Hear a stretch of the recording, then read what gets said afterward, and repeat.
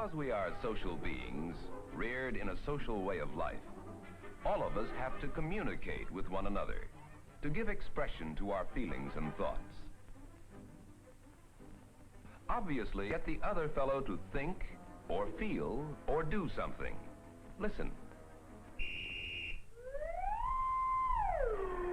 Fire! Fire! Everybody out! I love you, Joan. You won't find a more attractive hat in town. Hi, my lord, hi. A soldier and a feared. And that's the news of the world today. Now for the local news.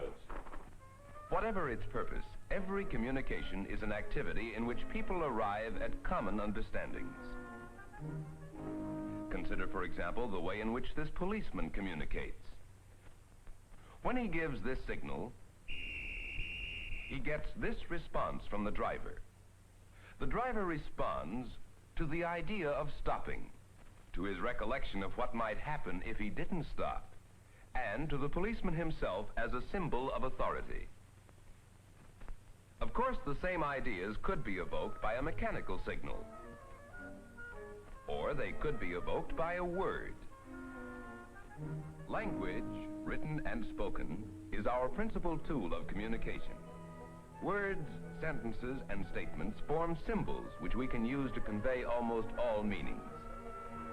But to use language effectively, we have to make other people understand what we are saying, as well as understand ourselves what they are saying.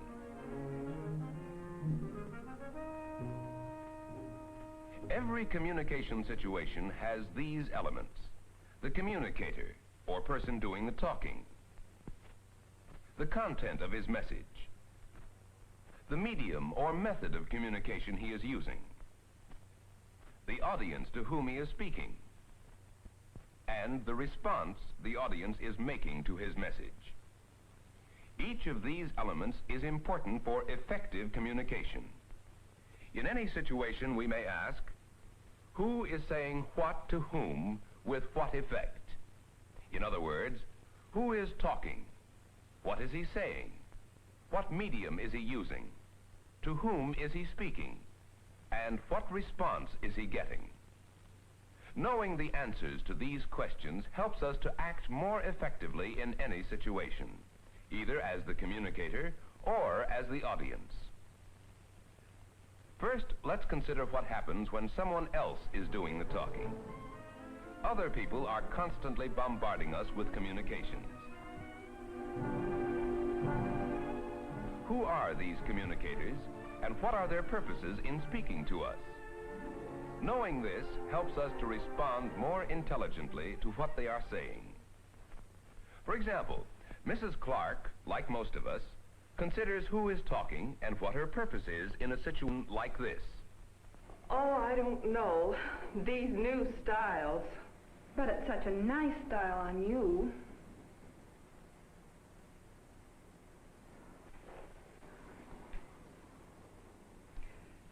No. Thank you. I'll try somewhere else. Likewise, Mrs. Clark considers who is talking and what his purpose is in a situation like this.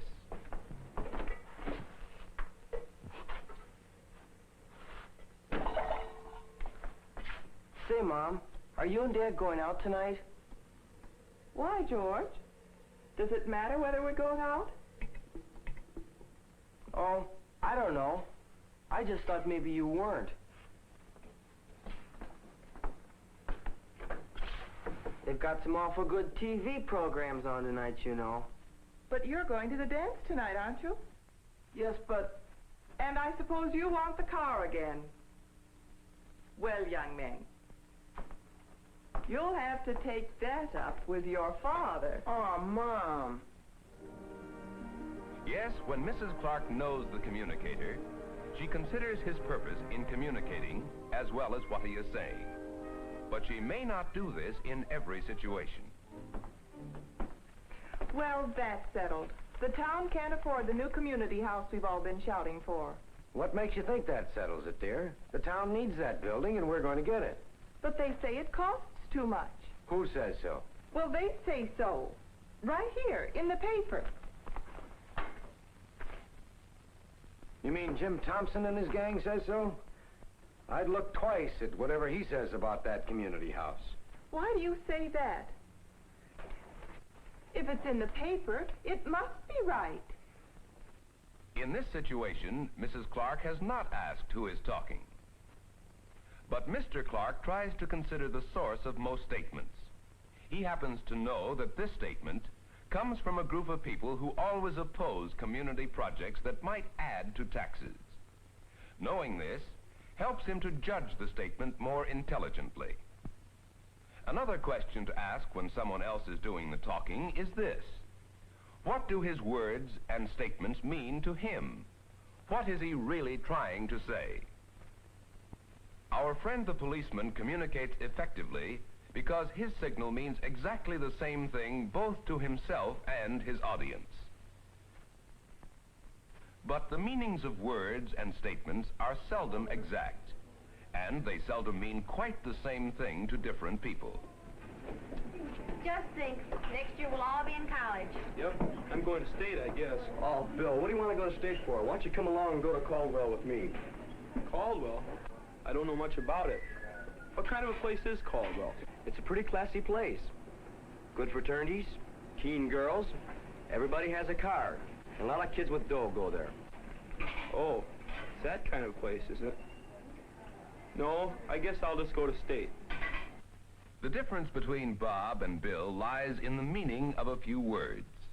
And a lot of kids with dough go there. Bob's interests and experiences have made this a pleasant idea to him. But to Bill, these words have just the opposite emotional meaning. Many of the words we use have somewhat different emotional meanings for people with different experiences.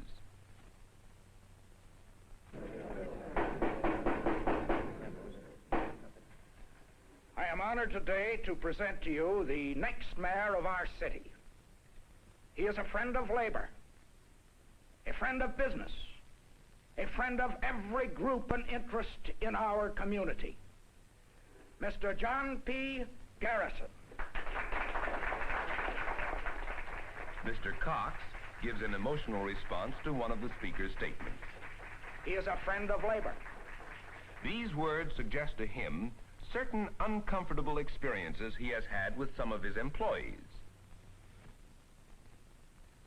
The words also have an emotional meaning for Mr. Garvey, another businessman. To him, they suggest the satisfaction he once derived from his association with a labor organization. Everyone responds emotionally to words and statements. If we are aware of these feelings, we are better able to control our responses.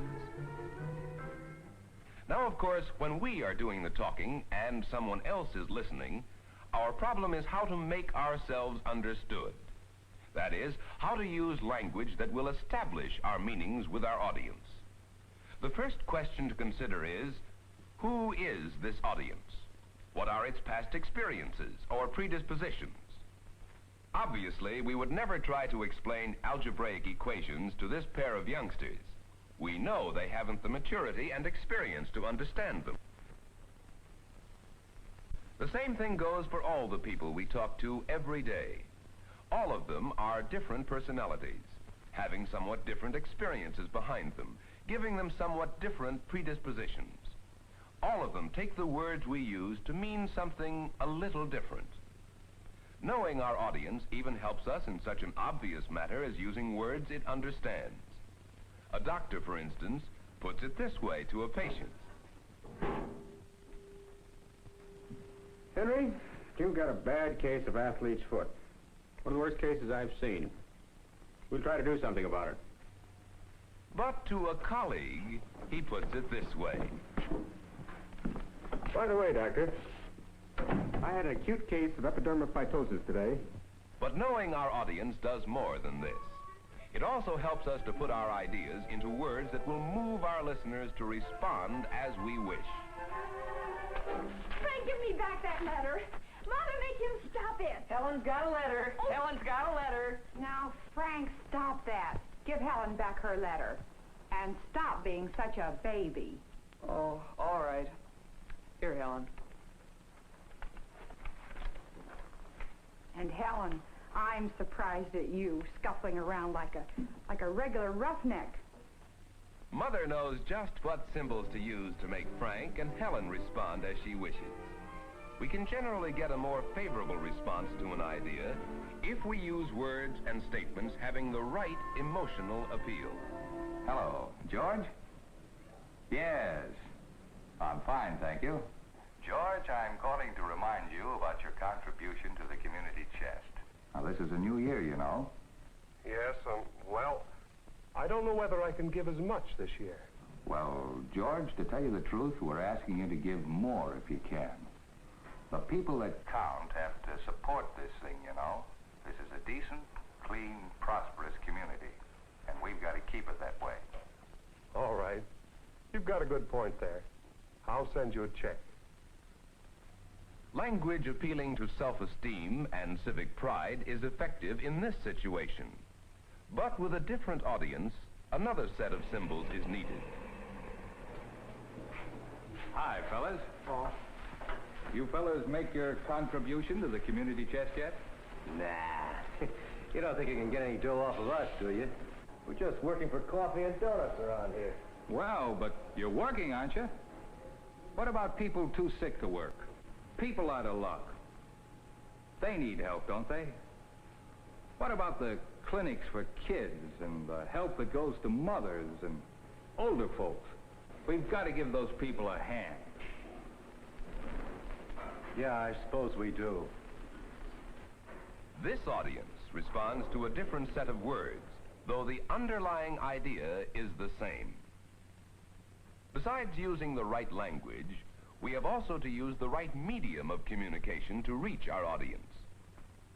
Most of us know already how important it is to choose the right situation. For instance, we wouldn't try to discuss a weighty problem at a time like this. Likewise, we would never try to make a serious speech at a time like this. Every audience has to be approached at the proper time and place. And every audience has to be reached through the proper medium. And if we wish to reach audiences of millions, we have to use one of the media of mass communication, the press, radio, or television. But whatever media we use, and whatever audiences we reach, the questions to ask are the same. Who is talking? What is he saying? What medium of communication is he using? To whom is he speaking? What response is he getting? The answers to these questions are the guideposts to effective communication. They help us to that understanding of one another that is essential for successful living and working together.